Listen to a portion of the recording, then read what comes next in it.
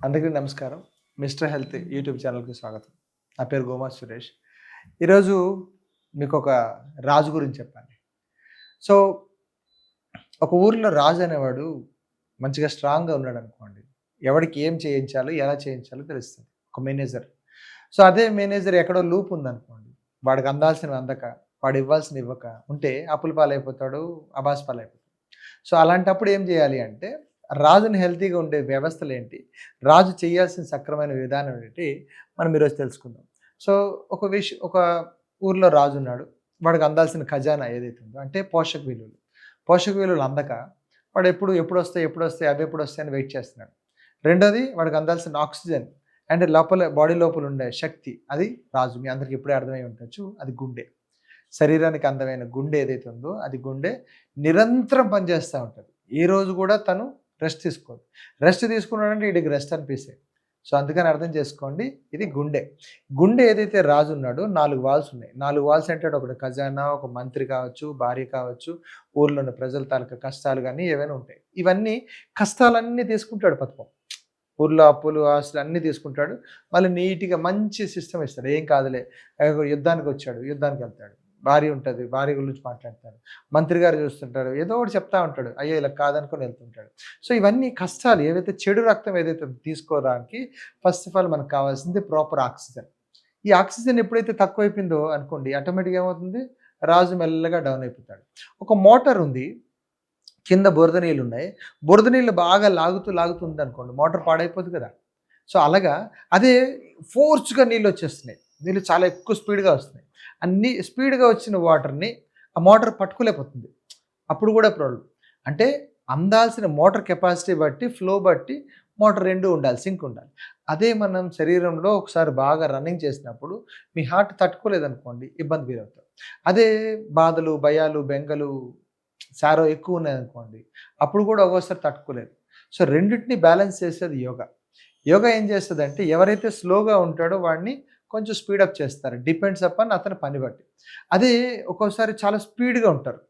లేకపోతే చాలా డల్‌గా ఉంటారు. వాళ్ళిద్దరిని బ్యాలెన్స్ చేసి ఆసనాస్ పెంచాలా, ప్రాణాయామ పెంచాలా, మెడిటేషన్ పెంచాలా, వీడికి ఎటువంటి న్యూట్రిషన్ ఇవ్వాలి అనేది కంపల్సరీ అర్థం చేసుకునేది ఒక యోగి. ఆ యోగే మీరే అయ్యారనుకోండి శరీరం ఆటోమేటిక్‌గా, హార్ట్ అన్నీ మీ చేతులో ఉంటాయి. సో, మనం ఈ రోజుల్లో మళ్ళీ మంచిగా మొబైల్స్ అన్నీ చూస్తా ఉంటాం.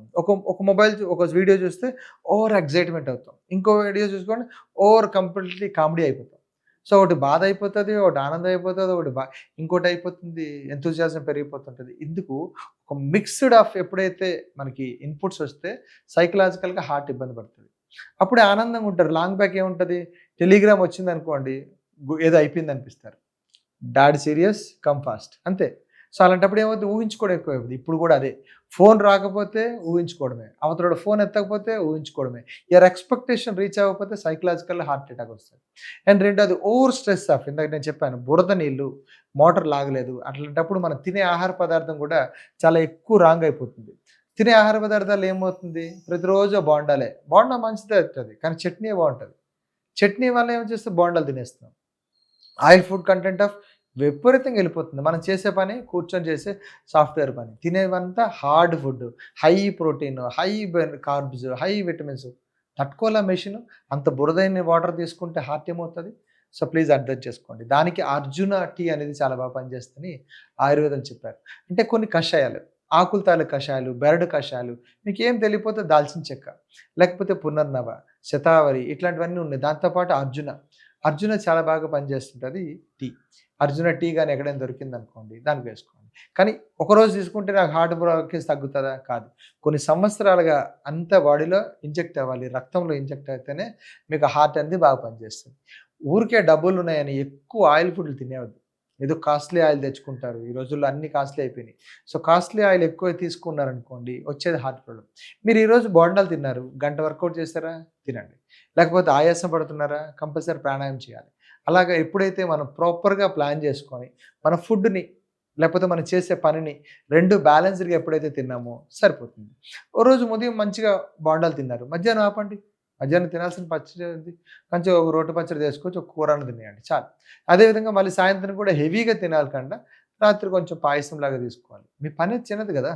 మీ పనికి తగ్గట్టుగా ఆహారం తగ్గట్టుగా మీ అలసట ఏదైతే ఉందో తీర్చుకుంటారో ఆటోమేటిక్గా హార్ట్లు పనిచేస్తాయి. ఇది అంతా ఒక ఎత్తు. మీ చుట్టుపక్కల ఉన్న వ్యక్తుల్ని ఎప్పుడు కూడా మీరు గౌరవిస్తే వాళ్ళ నుంచి మీరు హార్ట్ ప్రాబ్లమ్స్ రావు. అంటే కించపరిచేది వాళ్ళే, లిఫ్ట్ చేసేది వాళ్ళే. అందుకని వీలైనంత వరకు మనుషులకి విలువ ఇవ్వండి. మనుషుల తాలూకు పనులకు విలువ ఇవ్వండి. అండ్ మోరోవర్ వాళ్ళు గుర్తించండి. కాబట్టి మీకు వాళ్ళు గుర్తిస్తారు. అందుకే give and take, give respect and take respect అంటారు. అంటే మీరు ఇస్తేనే మీకు వస్తుంది. ఇలాంటి ఎన్నో విషయాలు ఇంకా తెలుసుకోవాలనుకుంటే ఛానల్‌లో ఎక్కువ ఫాలో అవుతుంటండి. ఇంకా ఇవన్నీ విషయాలు తెలుసుకోండి. నమస్కారం.